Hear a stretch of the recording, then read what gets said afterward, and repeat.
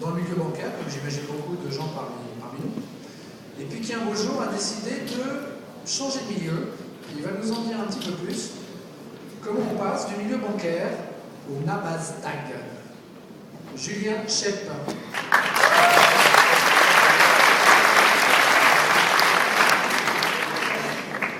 Bonjour à tous. Donc, comme j'ai été introduit,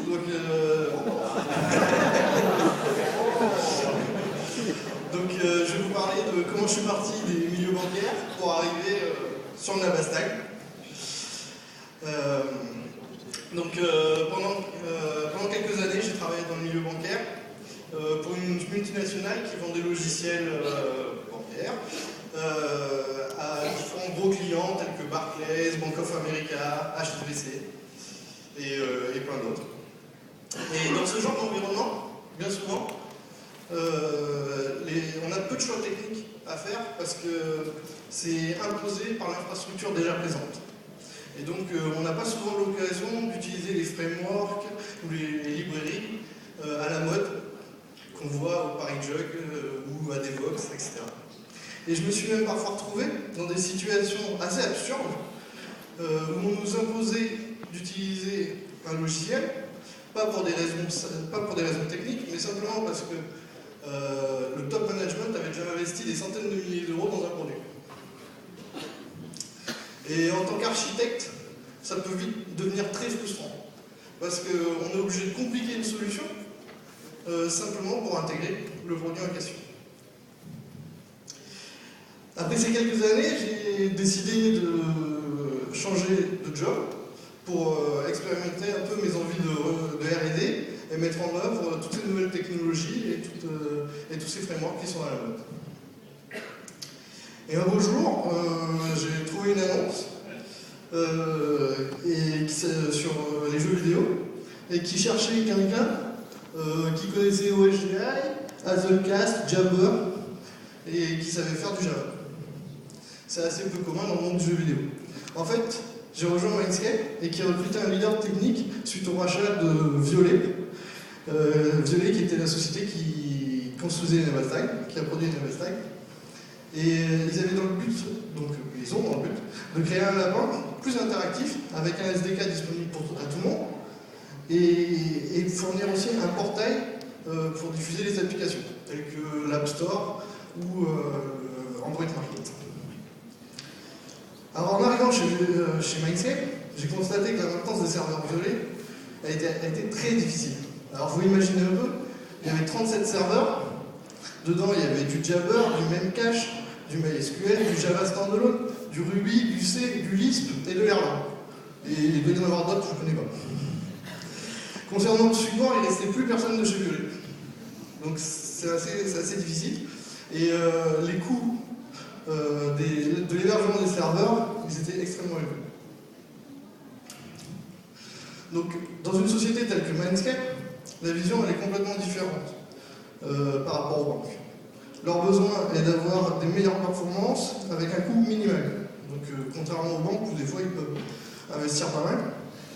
Et c'est pour cette raison que le directeur général il a décidé de refaire le framework de la plateforme from scratch pour avoir plus de performance.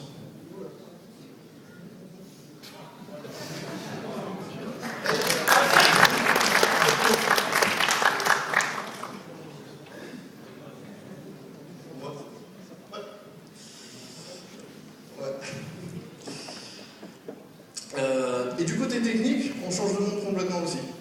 On va mettre de côté l'aspect transactionnel, beaucoup plus, et on va le remplacer par des contraintes de performance et de volume. On va persister à un minimum de données et on va essayer d'améliorer l'échange de données pour le faire le plus rapidement possible. On imagine bien qu'un lapin qui oublie de bouger ses oreilles, ça ne va pas coûter des millions d'euros à une banque. Mais à l'opposé, il faut imaginer qu'il va y avoir 200 000 lapins connectés. Alors on parle bien de connexion, on ne parle pas simplement de requête. Ensuite, il faut imaginer qu'il va y avoir une API web et que cette API web, du point de vue de l'appelant, elle doit être synchrone, donc je dois faire un appel, savoir si l'oreille a bien bouché ou pas, et il faut pouvoir interroger ces 200 000 lapins en parallèle. Alors si on utilise des servlettes standards, on sait très bien qu'un thread qui va attendre que le lapin, qui va mettre 2 secondes à bouger son oreille, il va très vite tomber. Alors là, on commence à entrevoir des contraintes qu'on ne rencontre pas tous les jours. Et pour ma part, c'est là où je vais prendre un plaisir à chercher des solutions. Alors, pour répondre à ces contraintes, on fait un petit brainstorming, etc., puis on a envie de se faire plaisir. Et on va dire, ouais, on va mettre de la Zelcast, du Mongo, on va mettre du CouchDB, on va faire tourner ça sur un plugin. Et là, on se rend compte que ça va être un gros bric-à-brac. Donc, on essaye. Ce qu'il faut faire, pour notre part, c'est de simplifier le travail. Donc, on va faire avec les choses qu'on connaît, et on va ajouter, souvent lors d'une seconde itération, et seulement au cas par cas, les nouvelles technologies. Donc je vais vous citer celles qu'on a utilisées. Donc typiquement, pour gérer le volume de connexion, donc les lapins ils vont être connectés par socket, et on ne va pas pouvoir utiliser un thread par lapin, parce que 200 000 threads sur ne serait-ce qu'une trentaine de serveurs, ça ne tournera pas.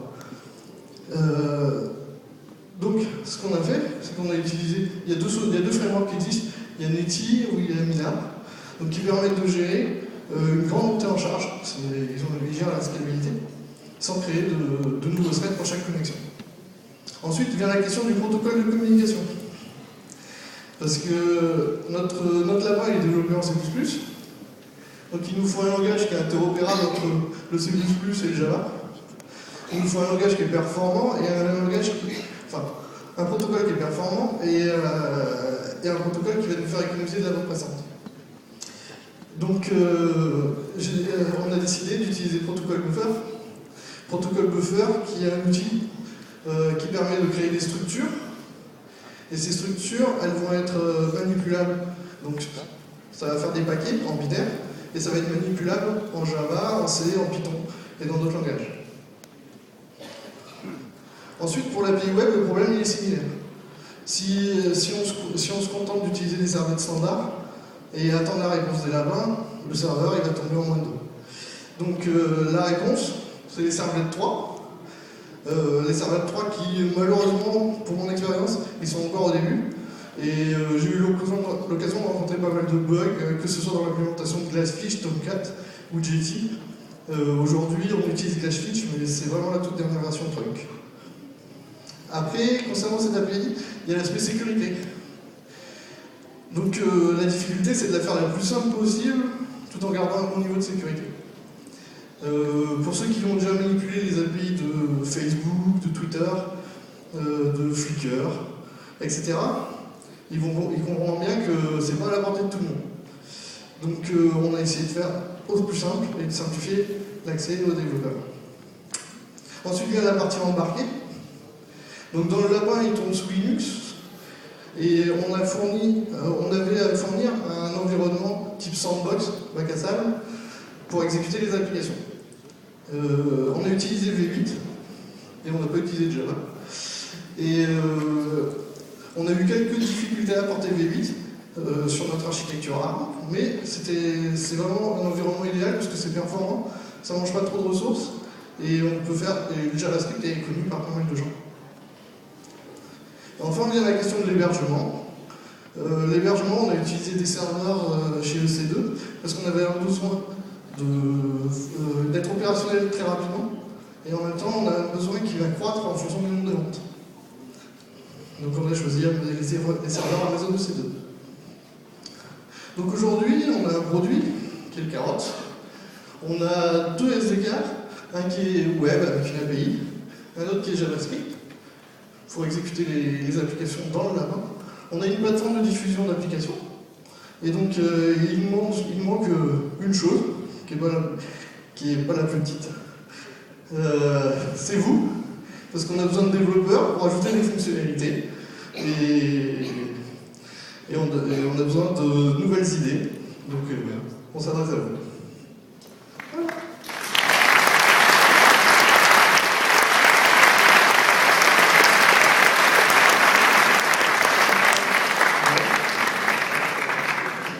Jean-Claude, tu viens? Tu veux de la forme? On va passer le micro à José. Tiens, je te passe. Bien. Et bien, vous savez quoi? Il est